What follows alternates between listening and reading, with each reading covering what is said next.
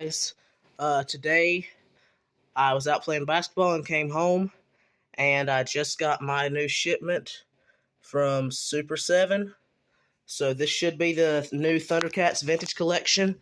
I bought all three, and I'll be doing a comparison with the Funko Savage World Thundercats and the vintage Thundercats. Let's dive into it. So right out of the package, we have this shipping notice that just has some information on it. I have the address covered, of course, but yeah, and then we have this brown paper. Let's throw that away.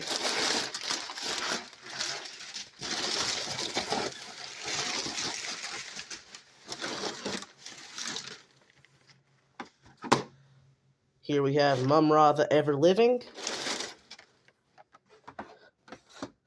Jackalman, and Lion-O, Lord of the Thundercats, out of package.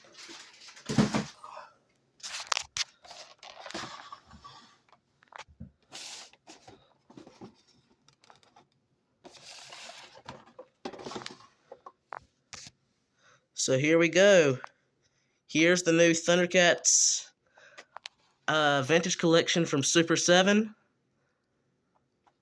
Personally, I think this looks fantastic in package.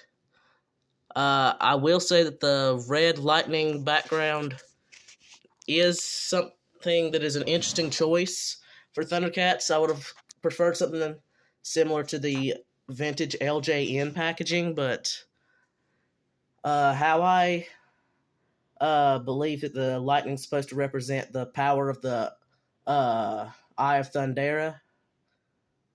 So, back of the packaging just says, collect them all. Lion-O leads the band of Thundercats against Mum-Ra and his evil army of mutants. The battle for the Sword of Almonds is on. Here we have the collect them all, just like back in the 80s. Warner Brothers, barcode, some stuff in other languages. At least one of those is Spanish, because I recognize a few words from my Spanish class. I'm going to just rip these out of package. Here's the Thundercats logo, and then I'm going to do a quick review of them and then comparison. So, let's get into it. I wanted to go ahead and show before I get Lion-O out of package. I don't know if you can see it, but there is some damage inside the package. He's got like this weird blue glittery glue mark under his neck. And with the Jackalman, we have some scuffing on the shoulder pad. Not much, just a little bit of discoloration. And we have a brown blob of paint on the green part of his loincloth. But we'll get more to that when we get into the review. I just wanted to point out that I can see some things out of inside the package of Lion-O, like there's some blue on the white parts, a little bit of white slop on the blue parts of his boots, just things like that. A little bit of paint slop on his belt. Sorry about the glare. Anyway, we'll get more into that once we get him out of package, but I just wanted to point that out. Okay, I also wanted to show real quick how the figure's actually packaged in the little bubble tray. And I also wanted to point out there's a red glob of paint on the Sword of Omens, which is very, very frustrating. At a $30 price point, I thought the quality control would be a little bit better, but I just wanted to show that the claw shield is in a separate little tray inside the package, separate from the figure. So now we have the new Super7 Thundercats Vintage Collection action figures out of package. So far there's several quality control issues that I would like to point out. First of all, with Mum-Ra, he does not stand very well. So I'm using these action figure stands on all the figures. Lion-O and Jackalman stand pretty good, but I just wanted to go ahead and give them a stand so they don't fall over during the review. The hands is an issue, because as you can see, I have the, I can't remember the name of the weapon, but the Mum-Ra's sword in his hand, and it slowly just shifted back out and was in like a sideways position. Also, the hands are really, really hard plastic, and unlike another toy reviewer that I saw when I was looking up these figures online, I did not have the issue where the weapon broke, but I feel like not much more force would have been needed to make the weapons break, because these hands are super hard plastic. We had the same issue with the Funko figures, at least I did. Right out of the package, my Mum-Ra was not brand new. But anyway, right away when I went to put his weapon in his hand for the Funko line, the same sword weapon or whatever just snapped in half and broke. And Funko had a lot of QC issues, a lot of breakages with them, but they also had the same type of hands and weapon issues. Also, with the Lion-O, I was able to remove a tiny bit of the red paint with a magic eraser, but that also removed some of the gray paint, which left these lines on the sword. So I do not recommend a magic eraser, but at least it doesn't have a red spot now. It looks more like something more natural for a sword to have some like gray colorations.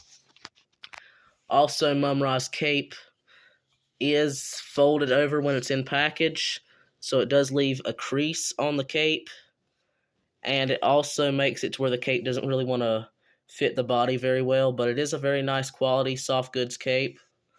I'm going to go ahead and start with Mum-Ra, and then I'll move to Lion-O and end with Jackalman. So, out of the package, Mum-Ra's looks really, really nice. There is a lot of painted details. I mean, there is a lot of details that should have been painted. They just missed out on the helmet. But the face sculpt is really, really nice. The snake emblem is really, really well done. Skirt. Everything's sculpted very well. But the only issues is some paint scuffing and the hands so far. Also, I want to mention with Jackalman, his weapon has a really, really fat handle, and his hands are sized to fit thin-handled weapons, so it really does stretch out his hand and make him want to hold this weapon a little crooked. So that is something disappointing, but for cartoon accuracy, his face sculpt is really, really nice. Anyway, back to Mum-Ra. So, overall, Mum-Ra scales really nicely. That 5.5 Master Universe vintage style. I would not call this Thundercats Vintage Collection if I were Super7, because these are, first of all, based off the cartoon, so they do not match the vintage Thundercats figures at all. And design-wise, they are nothing like the vintage figures. I get why they called it Vintage Collection, because it's based off of Vintage Master Universe, but it's just not accurate for Thundercats Vintage Collection to be the name. I'm going to move on to articulation now.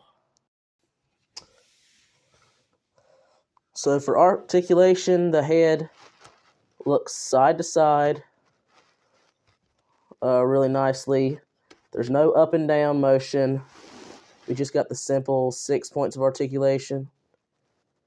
Yep, 6 points of articulation. Arms go forwards, backwards. Nothing at the elbow, nothing at the bicep. They don't go outwards, nothing at the wrist, no swivels or anything. Nothing like the Legends of Dragonor. At the waist, we have this ratchet joint. I don't know if you can hear it clicking there, but just have a simple rotation at the waist. Other arm goes up and down just the same. I'm going to remove it from the stand for this part. The legs go forward just a little bit. They go backwards. And they do have these hinges to where they can go out to the side pretty well. But they do stick. I would be careful with that. It does feel like it could very easily break. There we go with that weapon again. For the $30 price point, I don't really know if it's worth it.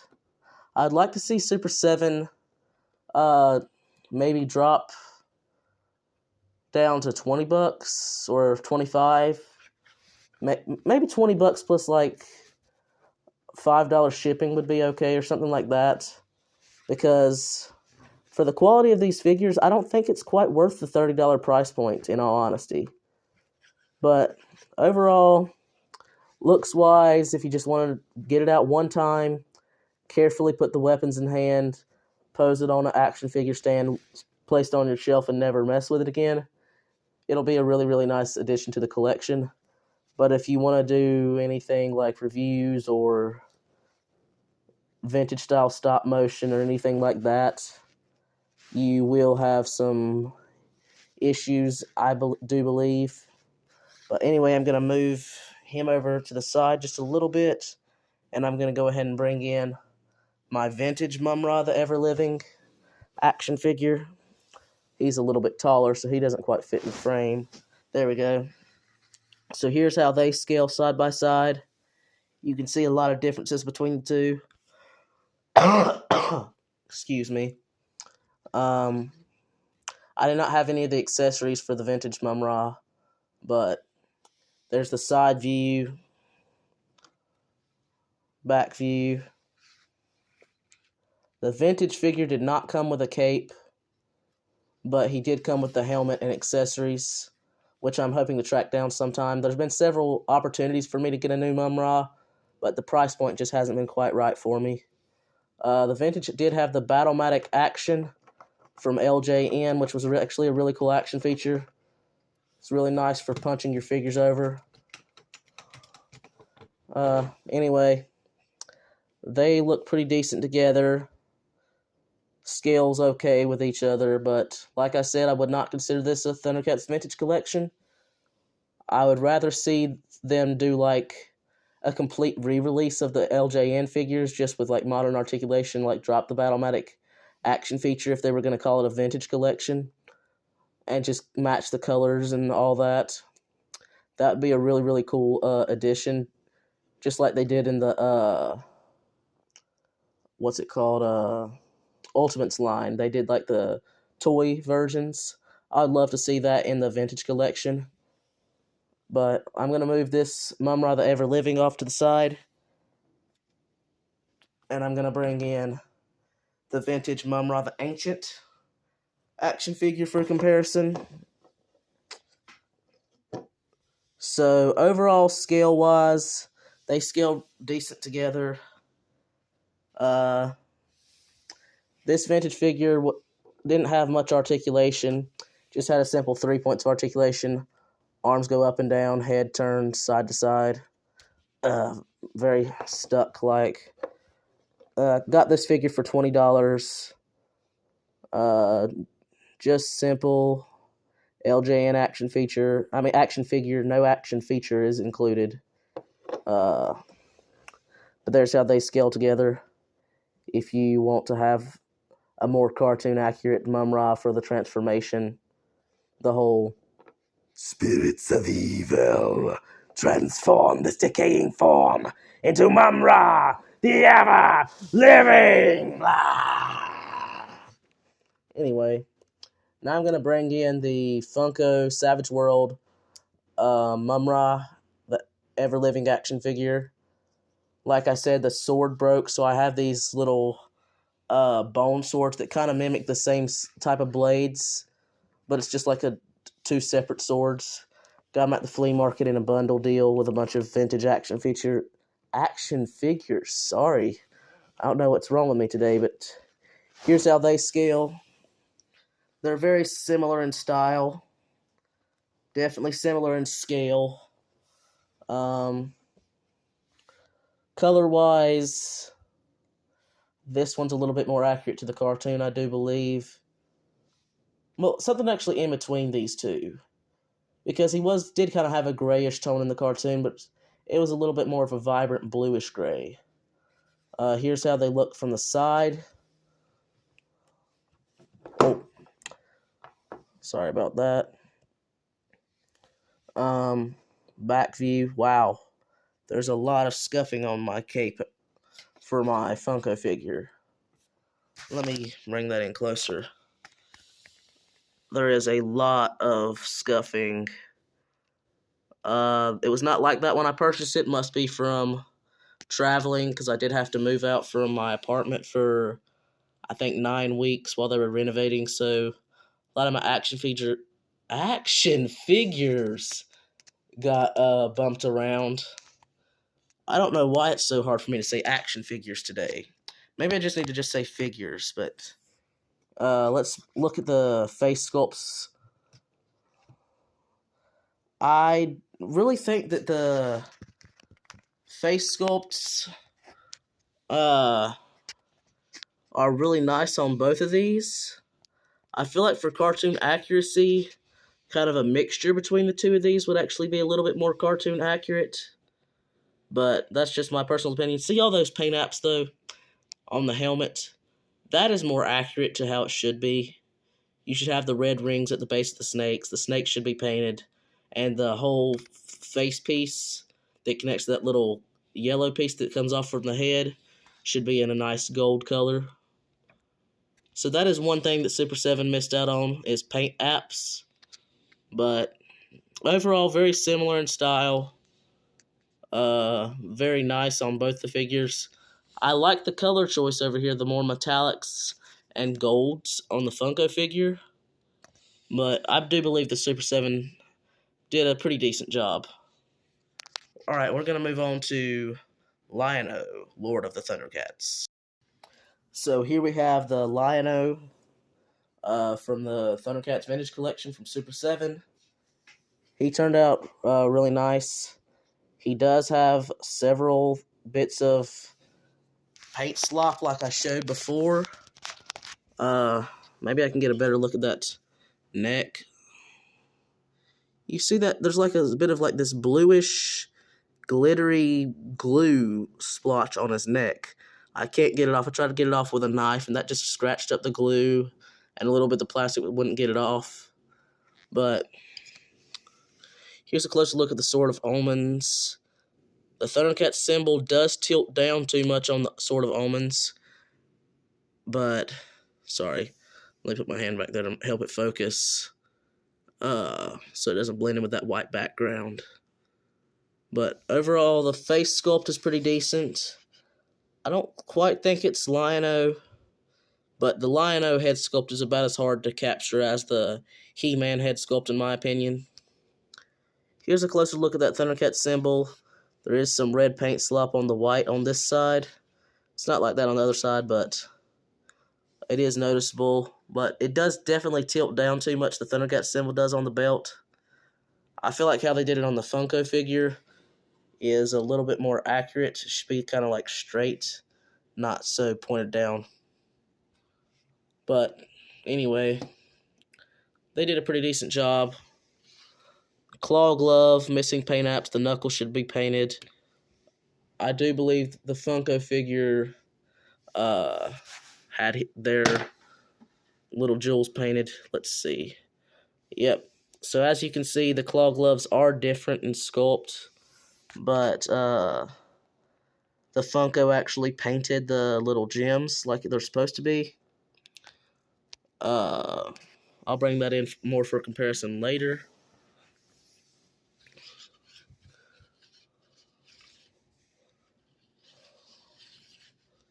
I'm just going to do a quick spin around. There is some paint scuffing on the back of his little tight shirt. There's just like some black and white scuffing. Nothing too bad. There is a little bit of a crack at the seam of the articulation for the side of the leg, which I do need to watch out for when I'm articulating the figure.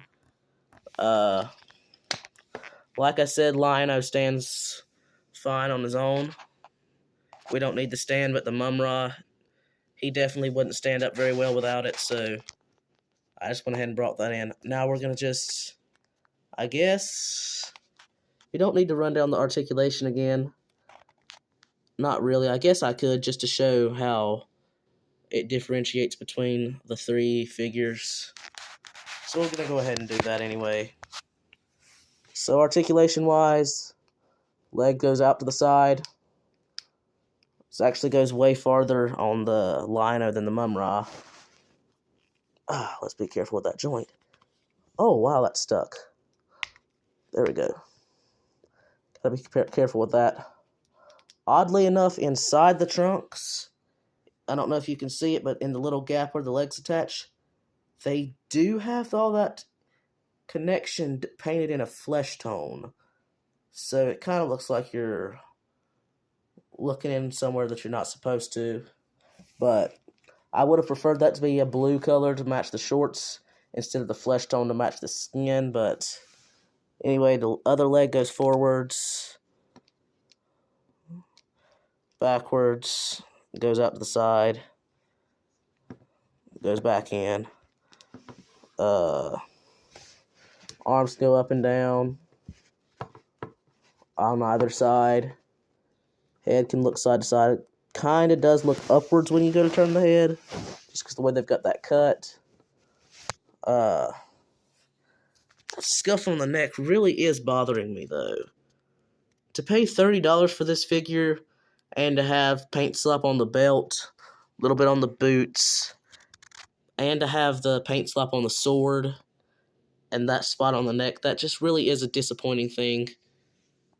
Had to wait, I think a week and 2 days for this figure to come in, which that's not too long. It's supposed to ship within 5 business days. 5 business days would have been Christmas, so for it to show up the day after Christmas, actually no. So that's actually 6 business days, because you don't count the weekend, and I don't think I counted Friday. But overall, the figure looks pretty nice. I'll bring in some figures for comparison now. Let's put that off to the side. Here we have the Funko Savage World Lino, which this Lino kind of looks small alongside the Funko Lino. He just kind of looks thin, and he's definitely pale. I do not like the skin tone on this Funko Lino. It's like this way too peachy colored, like almost a perfect peach tone, and I don't like that. I kind of wish it was more of an in-between color between the cartoon colors and the vintage figure colors. But overall, they look pretty nice together, very similar in style. We already showed the claw glove. Oops. As you can see, the chest is way thicker on the Funko. He's got like a way thinner profile on this new Lino. Head size is a very, very big difference. And hairstyle. This Lino has a very, very nice hairstyle, while this Lino just had way too much hair. And way too thick strands. Kind of looks like it's made out of Play-Doh or something. I do like the sword on this Lino. Sorry about that, I kind of went crooked with the camera. I do like the sword on this Lino. It's pretty nice, but I definitely like the new sword better. Here's a comparison of the different Cats logos. They're very similar, but the new one's just a little bit better. Head sculpt wise, that's not a good head sculpt. It's not a good likeness. This is a pretty decent likeness. I think it's one of the better likenesses, in all honesty. I'm going to bring in the vintage Lino to compare alongside these figures as well. Now, this is a damaged Lino. He's got a lot of paint issues. Got some weird white stuff in the spot where you're supposed to plug. Excuse me. It's got some weird white stuff in the place where you're supposed to plug in the little ring to make his eyes light up. He's got some white stuff in his hair, some nasty crap all in his hands, but my uncle's girlfriend got it for me, so the action feature is broken, but I'm just really excited to have a vintage Lino in my collection. Once again, he's a lot taller, so I'll have to back the camera up just a little bit to fit him in frame. There we go. There's how they look side by side, which this Lino and the Funko Lino have a very similar skin tone, but I definitely like the vintage. It's more of a yellowy rather than this straight up peach color. I don't like that straight up peach color, but anyway, we'll look at the head sculpts. Do have some paint scuffing on the head because the vintage Lino's head was sculpted in red. Cast in red, and then the face was painted instead of the hair being painted in the face cast. Once again, there's the Lino face sculpt side by side. I'm definitely not doing the greatest job with this review, but what can you say? I just have a few issues that I need to work out, and I know I do need to edit my videos. I currently do not know how to edit videos, so I'm going to have somebody teach me how to do that, and then my video quality should be a little bit better. I think I do a pretty decent job at speaking, as long as I don't mess up on the pronunciation of stuff like action figures. I say a little bit too much, but I don't know why I'm showing this figure, but here's the Funko Jackal Man. We're not bringing you in until comparison time, so let's get off the video. I meant to bring in this Jackal Man. So here we have the new Thundercats Vintage Collection Jackal Man action figure. He turned out really, really nice. Has all the cartoon accuracies. Head sculpt is by far the best Jackal Man head sculpt for cartoon accuracy that I've seen in a long time. Got all the details, the cheetah print, arm guard, the little shoulder pad, chest straps, little guards around the boots. I do not know if there's any paint apps missing on this figure. Jackal Man is probably my favorite villain from the Thundercats besides Mum-Ra himself, but I just don't pay much attention to screen accuracy, but he looks pretty nice. Let's look at the head sculpt. It's a really, really nice head sculpt. They got nice painted eyes, sculpted teeth. The snout they did just right. You have the fur around the face, really nice. Head's overall length is pretty decent. I feel like a tiny bit larger, longer snout would be more cartoon accurate, but it's pretty decent. Like I said, there's that paint splotch of brown paint on the little mossy shorts or whatever they are. Moss loincloth. The axe does have a two-tone color, which is nice.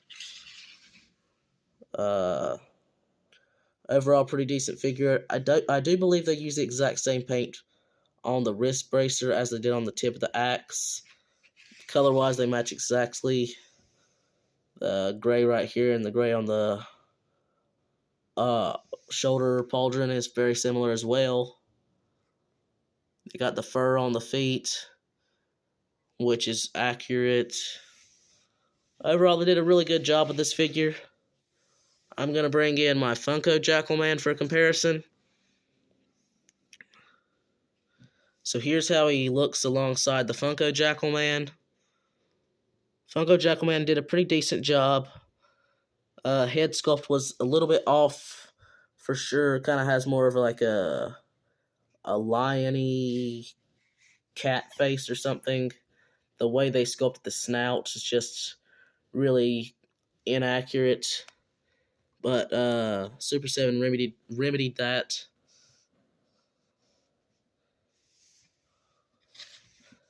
I do not know if he's supposed to have brown fur on his head, like they did on the Funko, or down his back. We do not see that on the Super 7 figure, and I do not remember seeing that in the cartoon. So I do believe that's an inaccuracy, but shorts are sculpted very similar. We have like this serial number on the Funko figure that's very, very noticeable. I'm glad we don't have that on the other figure from Super 7. I do not know if the bracers are supposed to be brown or this gold and silver look. And I do not know if the straps are supposed to be two different colors, like it is on the Funko figure, or which shoulder pauldron's more cartoon accurate. So I can't really say anything about that. He holds his weapon poorly for the Super 7 figure, but the Funko figure had a poor grip on his weapon as well, so that doesn't really discount much for the figure. The axes are very different. I like the one from Super 7 better. I do think that's cartoon accurate, if I'm not mistaken. Now we're going to bring in the vintage Jackalman for comparison, alongside the new Super 7 Vintage Collection figure. Here we have the vintage Jackalman, which there is a lot of differences between vintage figure and cartoon figure. Very similar to Masters Universe, they always had issues with matching colors and sculpts between the way that they were animated and the way they were produced as a figure. Here's that head sculpt. Very, very different. Kind of looks like the Brute Man from the cartoon. He's got this nice hunched back look. Head that's looking very much so downward, which is not necessarily the greatest thing. There's that little cheetah or leopard print arm guard, which this one actually has straps, which makes sense. This one does not. It just seems like it's like glued to his arm. And the Funko figure also had straps to hold it on. So the new Super 7 figure kind of looks like he just put a little bit of super glue on his arm and slapped a piece of wood on his arm, painted it up yellow, and added some black spots. But the vintage figure did not have like the little bracers around his ankles. I keep dropping figures in this video. He had a black wrist bracer, no chest harness, and his chest was a vibrant yellow color, as well as the color in his ears and his eyes, unlike the tan that shows up on the vintage cartoon-inspired figure and the Funko figure. But overall, they are very cool-looking figures. There's like some weird fur sculpting on the back of the legs on the vintage. But here's a side-by-side comparison of all three, how they look together. Move those off to the side. Here's how the new Super 7 figures vintage collection stand alongside a vintage Master Universe, which is what they're trying to mimic in style. Here we have Whiplash. I brought in Whiplash because I kind of believe that he kind of fits the whole mutant animal world kind of thing. He's kind of like the Slithe of the Master of the Universe world. I kind of compare a lot of the characters between Master of the Universe and Thundercats. Like I say, Slithe is Whiplash, Jackalman and Monkey is a Beastman ripoff, Lion-O and He-Man, Mum-Ra the Ever-Living and Skelegod, Mum-Ra the Ancient and Skeletor, Fisto and Hammerhand, Chitara and Tila, Snarf and Cringer, all that kind of stuff. But I'm also going to bring in a Master Universe Origins cartoon collection figure to show the scale with that, as well as a Master Universe Turtles of Grayskull, which scales exactly the same as the Origins regular figures, but the cartoon collection kind of stands a little bit taller, which is why I'm going to bring in a Mantenna for comparison.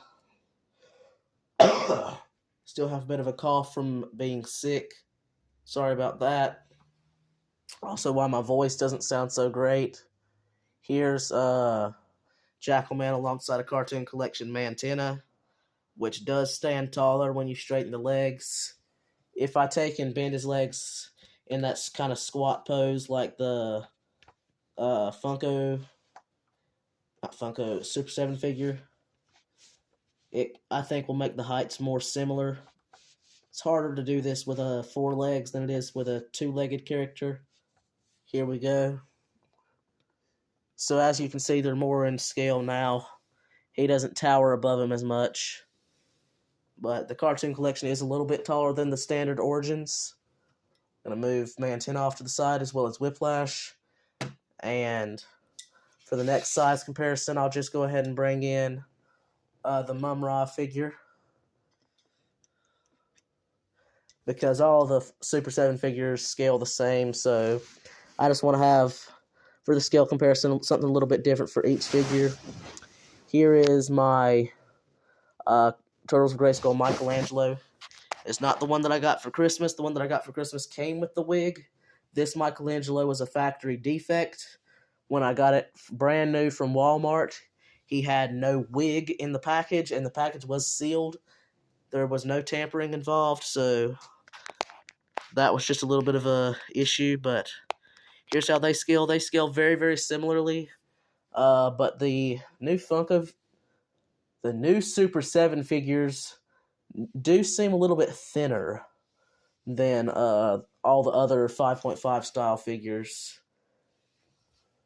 Now for the next size comparison, I'm going to move Mum-Ra off to the side and bring in Lion-O once more. And I'm just going to show how he scales alongside the Sectaurs vintage-inspired figures, because I kind of think they're in a very similar scale. And I like to have like my Sectaurs, Turtles of Grayskull, Thundercats, Master Universe, and my vintage biker mice from Mars and Street Sharks, like a one big multiverse kind of thing, is how I like to think of it. But here's how they scale. Sectaurs figures are much larger, and they have a more straight up stance, just like the vintage. Like if I had him squatted over like this with his knees bent, which he doesn't have good ankle articulation, so he won't stand, but I mean, you could make them more in scale if you did something like that, did some modifications. But overall, they're a little bit out of scale, but that's okay in my opinion. But yeah, that's my overall review of the new Super 7 Thundercats Vintage Collection action figures. They turned out really, really nice in my opinion. As always, like and subscribe. Sorry that I stumbled so much in this video and all that. I don't know what's up with me. My brain's just not thinking that much. I've been comparing these in my head to the Funko figures, like ever since they first were revealed, so that could be why I called them Funko so much. And I don't know why I could not pronounce figures today, but overall they're pretty decent figures. They scale well with the Funko figures. If you don't have the Funko Lion-O and have the other Thundercats and would like to have a Lion-O for your collection, I think you should go this route and not pick up the Funko figure unless you're a completionist, because this Lion-O has a much better face sculpt and overall design than the Funko figure. And same thing goes for the Jackalman. If you're looking for the Funko Jackalman, I would go ahead and get the Super 7 figure instead to fill the gap in your collection. The Mum-Ra, I think I would probably stick with the Funko figure. Super 7 one turned out nice, but the Funko one's a little bit more accurate to the cartoon.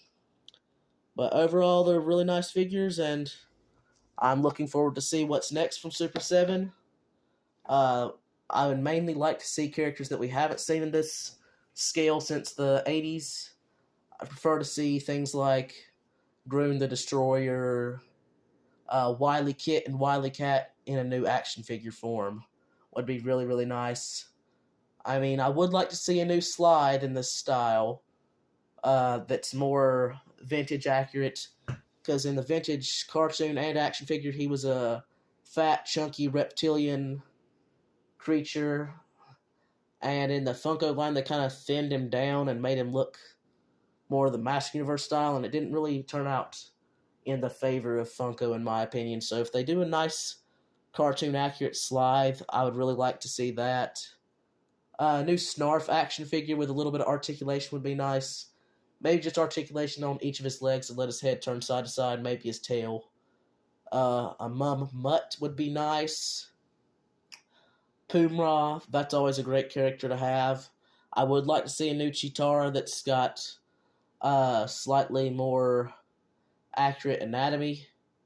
Kind of like the vintage figure was the most accurate to the female anatomy for Thundercats Chitara figures, in my opinion. I mean, the Ultimates line does a very good job, but the Funko figure just made her look short, stocky, and chubby, and I didn't really like the way she turned out in Funko. So I would like to see Chitara done more like the vintage figure. Give us the Pirates or whatever, Hammerhand and his crew. That'd be nice. The Robert Burbles would be an interesting little pack out. Maybe just do like a 5-pack with Robert Bill, Robert Bell, and a few generic Burbles would be nice. I would love to see them incorporate in this vintage inspired scale the 2000s Thundercats series, the anime style series. I'd love to see them recreate all those figures in this style and scaling.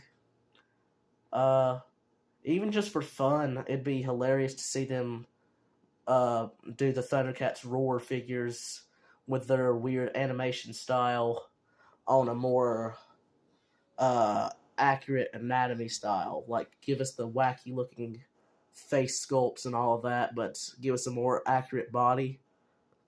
That would be very interesting. But I'm looking forward to the Thundercats crossover with Masters of the Universe in Origins for 2025. I do believe that Wave 1 consists of Lion-O, Chitara, and Battle Thundercats. I'm hoping that means... I know that it means he's going to be a 2-legged creature that stands on 2 legs instead of all 4s for the Battle Cat, but I hope to see something like how they did in the comic books. I would love to see the Mummator. Give it a better name than Mummator, but I'd love to see that figure. I'd just love to see all the figures and characters from the Thundercats crossover comics by DC that had Freddie E. Williams artwork and all that. That'd be a really, really nice way to bring the Thundercats into Master Universe world.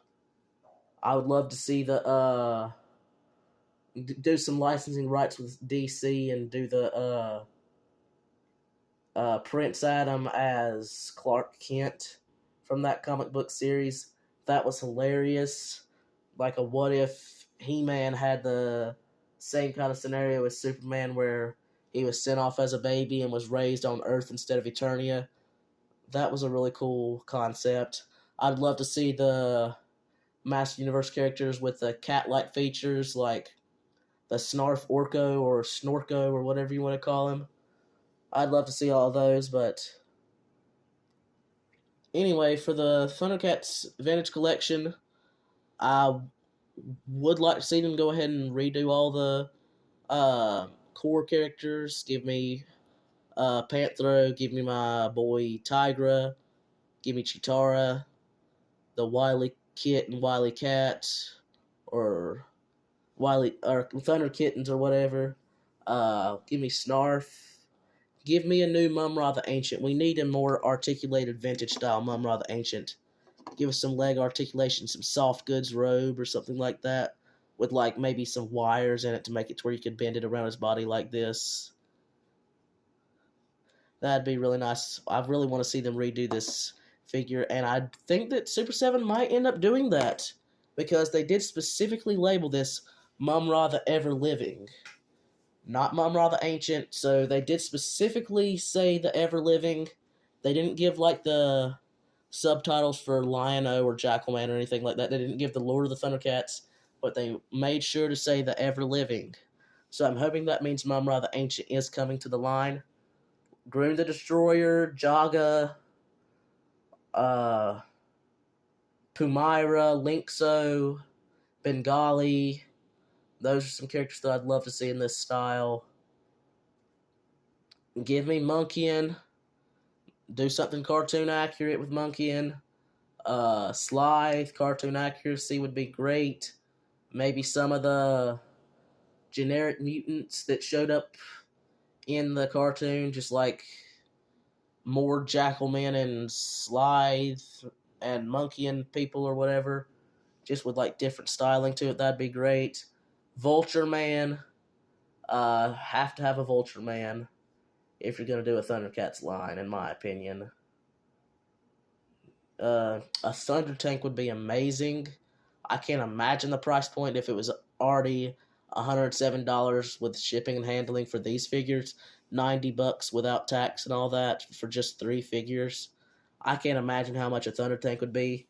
We're probably looking $200-300 at least for a Thunder Tank. I wish they'd just go ahead and go like an Master Universe Origins route, or how they're doing over at Nacelle Toys, and just take the vintage inspiration, like how they did for the Sectars, and just add a little bit more articulation, like they're doing it with the Street Sharks and Master Universe over at Mattel. Give us some modern articulation like the Ultimates figures, but in the vintage scale. And just go ahead and do all the characters would be fantastic. Like, everybody wants to see fully articulated figures in that style, because we are collectors of the modern age as well as vintage, and it would be nice to see some more updated articulation.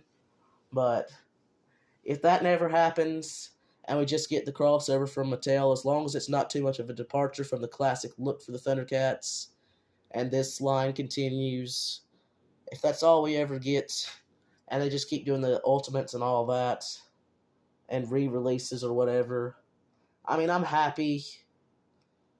I'm over here rocking my Thundercats t-shirt and Thundercats sweatshirt. I mean, Thundercats are awesome. I'd love to see them go far. I'd love to see an eventual multiverse. Love to see like one big company go ahead and buy out all these 80s and 90s properties like Street Sharks, Spider Mice from Mars, Thundercats, Master Universe, Sectars, Cowboys of Moon Mesa, Ninja Turtles.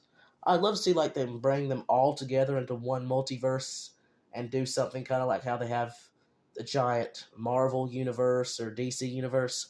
I'd love to see all these 80s forgotten properties or even unforgotten properties.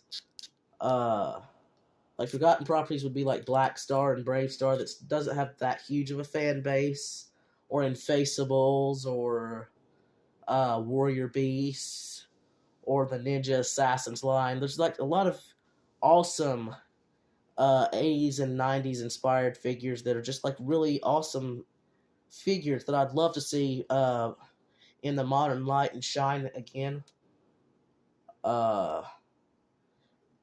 An eventual multiverse would be amazing. Like, I could see a lot of people going for that. I could even see bringing in more of the modern age kids like me, and even the younger generation, uh, the generation that comes after me.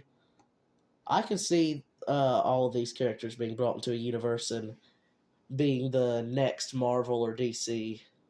But anyway, I'm kind of rambling now. Like I said, that's my overall review. They turned out really nice. I do have my gripes and complaints, but who doesn't? Everybody finds something to complain about in this world, but just remember, peace, love, and joy. Just make sure that everything just stays at peace. try to breathe through things. When struggles come in life, just try to work through them as civilly as possible. Don't resort to violence. Just keep everything calm and chill. Uh, I mean, we are in a time of uncertainty in a way, but just make sure to just keep your head on your shoulders, stay smart, have fun, but in a safe way. Keep toy collecting. That's a harmless hobby, in my opinion. And just enjoy life. Uh, but yeah, these figures turned out great. Um, there's not much more I have to say about the characters. They turned out really nice.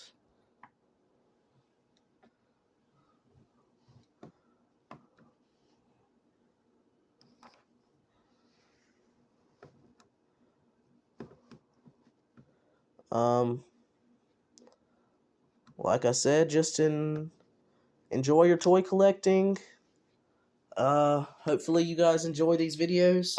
I know they're jumbled. I know they're not quite as professional as other YouTubers out there. I'm not going to name any because I don't want to have to try to figure out how to tag them in my comments or whatever, or in my description. But I could definitely see a multiverse that kind of looks like this. But anyway, as always,